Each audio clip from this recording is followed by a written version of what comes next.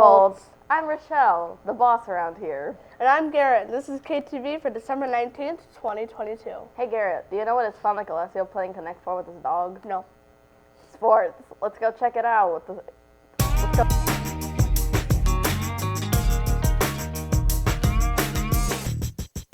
Good morning, Colts. This is Austin in the Sports Corner. On Wednesday, 7th grade girls volleyball lost to Rankin Valley, but the Gray girls team had better luck and won their game. 8th grade boys basketball won by 2 points, but the 7th grade boys basketball team was more biting with a win in overtime. And don't forget that both of these sports' last games of the semester are next Wednesday, but you can still go see them after break with their first game starting up back on Wednesday the 11th versus Slater Middle School. For Casa News, wrestling is killing that with a special shout out to Caleb Quintua, former Kenilworth Colt and KTV anchor. And speaking of wrestling, you can still join Kenilworth Wrestling in Mr. Talent. Thanks, Austina. Hey, Rochelle. I'm getting hungry from all these sports. Do you know what the lunch menu is? I don't think I need to know that, but the lunch menu is pizza, tamales with rice, spicy chicken sandwiches, and the normal sandwiches and salads.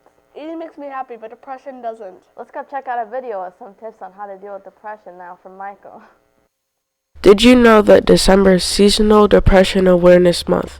3.8% of the world population suffers from depression, which may not seem like a lot of people, but that is 3 million for 190,000 people. You might already know that depression is, but if you don't, here's a basic rundown. Origin: you start feeling a little sad and a little more lazy than normal. Establishment: you feel down and you don't feel like doing anything. Stage 3: you don't feel like doing literally anything, even activities you once loved. Stage 4: you don't even feel like going to mandatory activities such as school and eating/drinking. Here are some ways to calm down in a stressful situation. Breathe in for 4 seconds, hold your breath for 6 seconds, and exhale for 5 seconds. This technique is the 4-6-5 technique. This will usually calm you down when you are stressed over homework to sports to your future. What some people find fake is actually real and very harmful to a person's brain. Thanks, Michael, for those tips dealing with depression. Can leave you lonely and cold. So let's check in with the super cool weatherman, Nico.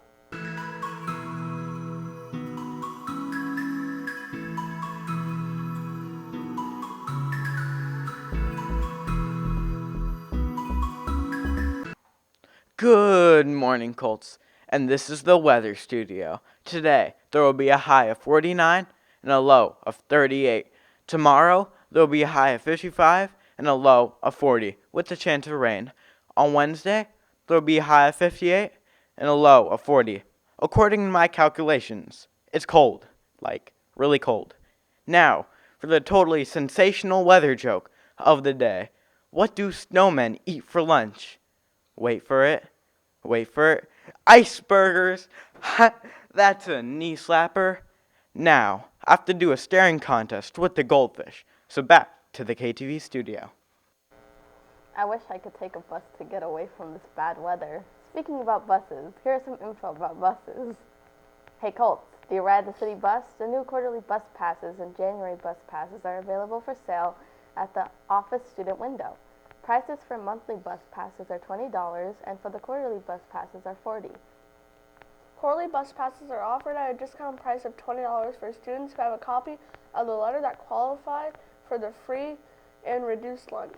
You must bring a copy of the letter to get a discount price on the quarterly bus passes. Hey Garrett, have you heard about Kwanzaa? No. Oh yeah, I actually have. Let's check out a video by Gia to learn more about this cool holiday. Kwanzaa is a holiday affirming African American family social values that is celebrated December 26th to January 1st. The name and celebration comes from Mala Karenga, an important person in Afrocentrism. Karenga borrowed the word Kwanzaa, meaning first, from the Swahili phrase Matunda ya Kwanzaa. The concept of Kwanzaa comes from South African fruits. Although Kwanzaa is primarily an African American holiday, it also has come to be celebrated outside of the United States, particularly in the Caribbean, considering many people there have African descendants. It is considered a non political and non religious holiday, making it not a substitute for Christmas. Each day is dedicated to one of the principles on Kwanzaa: unity, self determination, responsibility, cooperative economics, purpose, creativity, and faith. There are also 7 symbols of the holiday: fruits, vegetables, nuts, a straw mat, a candle holder, ears of corn, gifts, a communal cup signifying unity, 7 candles in the African colors of red, green, and black, symbolizing the 7 principles. On each day, the family comes together to light one of the candles in the kinara, or candle holder, to talk about the principle for the day. On December 31st, families join a community and feast called the Karamu. Some participants wear traditional African clothing during the celebration. That sounds like a really cool holiday. It's so cool how not everyone does the same thing for the holidays. You know what I want for the holidays? Math books. Hey Colts, the American Math Competition is coming. The American Math Competition is a 25-question multiple choice test that junior high students take across the country in January. If you are interested in taking this test, Kenilworth will be giving it on Tuesday, January 17th from 2:30 to 3:30. It costs $3 to register, and there are cash prizes given to the top 3 finishers of each grade. Test space is limited. If you are interested in taking the test, you can sign up with your math teacher starting December 19th. Sign-ups will remain open until all spots are filled. You know who likes math? Bill Clinton. Here is a video about him.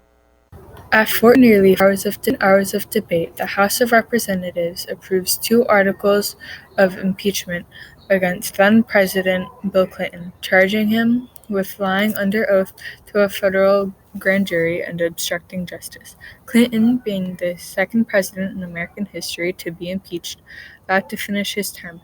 In November of 1995, Clinton began an affair with Monica Lewinsky, a 21-year-old unpaid intern. In April of 1996, Lewinsky was transferred to the Pentagon. That summer, she first confided in Pentagon coworker Linda Tripp about her relationship with the president. In 1997, with the relationship over, Tripp began secretly to record conversations with Lewinsky, in which Lewinsky gave Tripp details about the affair. In January of 1998, allegedly under the recommendation of the president, Lewinsky filed an affidavit in which she denied ever having had a sexual relationship with him. Less than a week later, Tripp contacted the office of Kenneth Starr to talk about Lewinsky and the tapes she made of their conversation. On January 16th, Lewinsky was taken by FBI agents and U.S. attorneys to a hotel room where she was questioned and offered immunity if she cooperated. On August 6th, Lewinsky appeared before the grand jury to begin her testimony, with Clinton testifying on August 17th. Contrary to his testimony in the Paula Jones case, Clinton acknowledged to prosecutors from the Office of the Independent Counsel that he had had an extramarital affair with Ms. Lewinsky. After 4 hours of closed-door testimony, President Clinton gave a 4-minute televised address to the nation in which he admitted he had engaged in an inappropriate relationship with Lewinsky. Thanks, Freya. Colts. Leadership forgets to inform you, but the pictures taken at the dance in the photo booth did not work due to both cameras not working that evening. We apologize and will do our best not to let it happen again. Colts, remember to turn in your overdue books. The library needs them before winter break. Somebody's waiting for that overdue book. Check out a new book while you're there.